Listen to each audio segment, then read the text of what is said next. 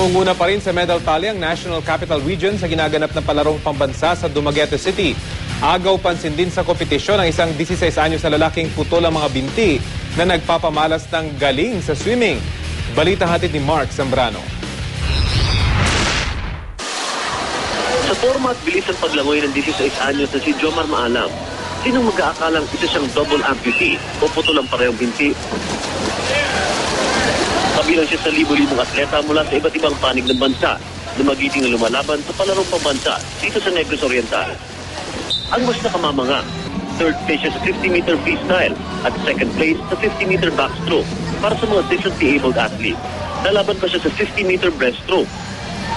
Kwento ni Jomar, nalinang ang kanyang galing sa paglangoy sa Zamboanga del Sur kung saan pumapalaot siya kasama ang ilang kaanak para mangisda. Kasi kahit meron silang TL, meron pa may wang TL, pero kaya namin para proud ng mga tao. Naging saksi rin ako sa ilang sports events tulad ng basketball, taekwondo, at ilang athletics events tulad ng runs at high jump.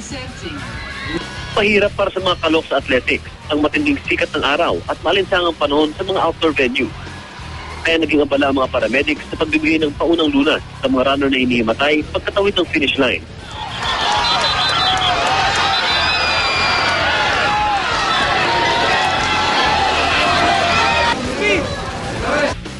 Patuloy namang inoobserban sa ospital ang 3 sa 169 na atleta ng Eastern Visayas na tinamaan ng acute gastroenteritis.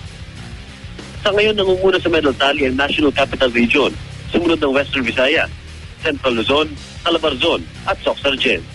Para sa ating mga batang atleta, isang malaking karangalan ang maging bahagi ng palarong pambansa. At para sa iba sa kanila na nangangarap na maging national athlete balang araw, ito na ang unang hakbang sa katuparan ng kanilang mga pangarap. Mark Zambrano, GMA News.